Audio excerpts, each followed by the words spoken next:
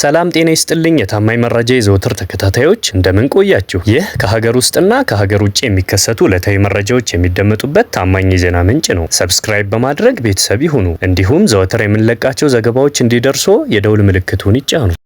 ሩሲያና ዩክሬን ዛሬ በኢስታንቡል የሚያደርጉት ውይይት ተጠባቂ ሆኗል። በሩሲያና ዩክሬን መካከል ጦርነቱ እየጠነከረ ቢመጣም ዓለም ዛሬ በኢስታንቡል የሚደረገውን የሁለቱ ሀገራት ውይይት ውጤት በጉጉት እየጠበቀ ይገኛል። በኢስታንቡል ከተማ ዛሬ ለሚደረገው የሰላም ድርድር የዩክሬን ተወካዮች የሰላም ስምምነት ረቂቅ ይፋ አድርገዋል። ረቂቁም የ30 ቀናት የተኩስ አቁም ስምምነት፣ በሁለቱ ሀገራት መካከል የታጋቾች ልውውጥና የሁለቱ ሀገራት ፕሬዝደንቶች የፊት ለፊት ውይይት ትኩረት ካደረገባቸው ነጥቦች መካከል ይጠቀሳሉ። በኢስታንቡል ዛሬ እንደሚደረግ የሚጠበቀው ውይይት ላይም ረቂቁ ይቀርባል የተባለ ሲሆን በሞስኮና ኪየቭ መካከል ለ3 ዓመታት የዘለቀውን ጦርነት ለማስቆም ይረዳል ተብሎለታል። የዩክሬን ባለስልጣናትም ረቂቁም በኢስታንቡል ለውይይት ከመቀመጣቸው በፊት ለሩሲያ ተወያዮች መላካቸውን ሮይተርስ ዘግቧል። ነገር ግን ሩሲያና ዩክሬን የሰላም ስምምነቱን ቢፈጽሙም ሩሲያ ከዩክሬን ላይ በተወሰዱ ግዛቶች ላይ የሩሲያን ሉዓላዊነት እውቅና መስጠቷ በዩክሬን በኩል ቅቡልነት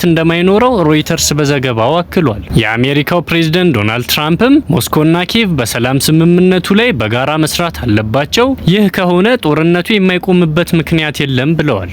ጠቅላይ ሚኒስትር ዶክተር አብይ አህመድ ለቢል ጌትስ የክብር ሽልማት አበረከቱ። ጠቅላይ ሚኒስትር ዶክተር አብይ አህመድ ትናንት ምሽት በብሔራዊ ቤተመንግስት በተካሄደው ስነ ስርዓት የኢትዮጵያን ታላቁን የክብር ኒሻን ለቢል ጌትስ ሸልመዋል። ይህ የከበረ ሽልማት የጌትስ ፋውንዴሽን ባለፉት 25 ዓመታት በኢትዮጵያ ላበረከታቸው አሻጋሪ ስራዎችና ታላላቅ ዘመን ተሻጋሪ በጎ ተጽዕኖችን ያከበረ ነው። ጠቅላይ ሚኒስትር ዶክተር አብይ አህመድ በንግግራቸው ለቢል ጌትስ ፋውንዴሽን የ25 ዓመታት አሸጋጋሪ ስራዎች ምስጋናን አቅርበዋል። ቢል ጌትስ ቴክኖሎጂ ፈርቀዳጅነት ወደ በጎ አድራጊነት ያደረጉትን ጉዞ በማውሳትም ዝቅ ብሎ በማገልገል በአክብሮትና በእኩልነት እምነት ላይ የተመሰረተውን አገልግሎታቸውን አድንቀዋል። ፋውንዴሽኑ በጤና፣ ግብርና፣ ዲጂታል መታወቂያ የሚያደርገው ጥረት ብሎም ጠንካራው በመከባበር ላይ የተመሰረተ ትብብር በጠቅላይ ሚኒስትሩ ተወስቷል።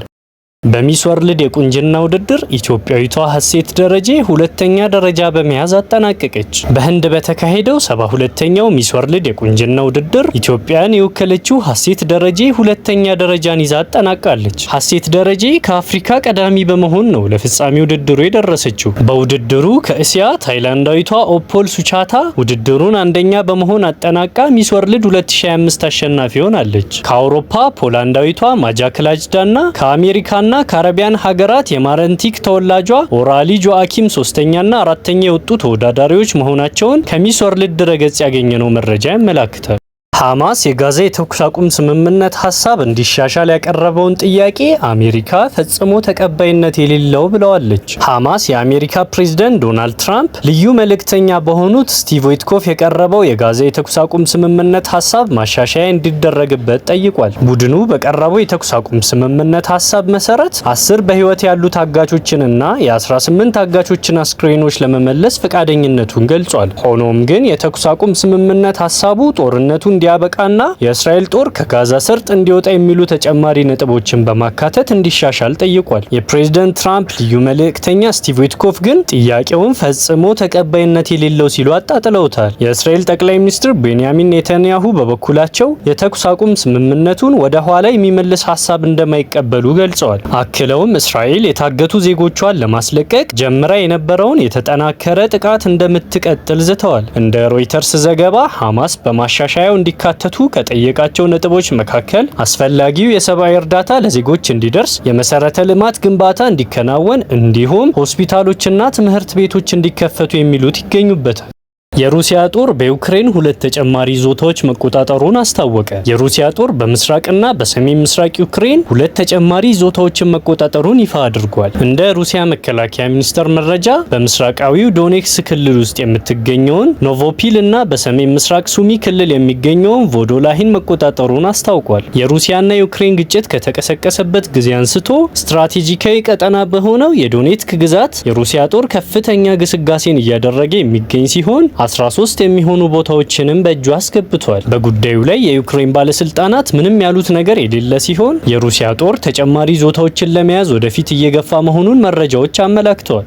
በካናዳ ከፍተኛ መጠን ያለው ሰደድ እሳት በፍጥነት እየተዛመተ መሆኑ ተገለጸ። በካናዳ ማኒቶባ ግዛት የተቀሰቀሰው ሰደድ እሳት ከቁጥጥር ውጪ መሆኑም ተገልጿል። ከማኒቶባ በተጨማሪ ኦንታሪዮና ሳስካቹዋን በተባሉ ግዛቶችም ሰደድ እሳቱ መዛመቱም ነው የተነገረው። 1.5 ሚሊዮን ሄክታር በሸፈነው ሰደድ እሳት ሳቢያ ከ26000 በላይ ሰዎች ከመኖሪያቸው ተፈናቅለዋል ተብሏል። ሰደድ እሳቱ በተከሰተበት አካባቢ የሚገኙ ነዋሪዎችን ወደ ሌላ ቦታ ለማዘዋወር የጦር አውሮፕላኖችና ሄሊኮፕተሮች ጥቅም ላይ መዋላቸውም ተገልጿል። እሳቱን ለመቆጣጠር ከፍተኛ ጥረት እየተደረገ ቢሆንም ተጨማሪ እገዛ እንዲደረግ የሀገሪቱ ባለስልጣናት ለዓለም አቀፉ ማህበረሰብ ጥሪ አቅርበዋል። እንዲሁም ለአንድ ወር የሚቆይ የአስቸኳይ ጊዜ አዋጅ መታወጁም ተነግሯል። በፍጥነት እየተዛመተ በሚገኘው ሰደድ እሳት ጭሱ ከካናዳ አልፎ አሜሪካ ሊታይ መቻሉም ቢቢሲ በዘገባው አመላክቷል።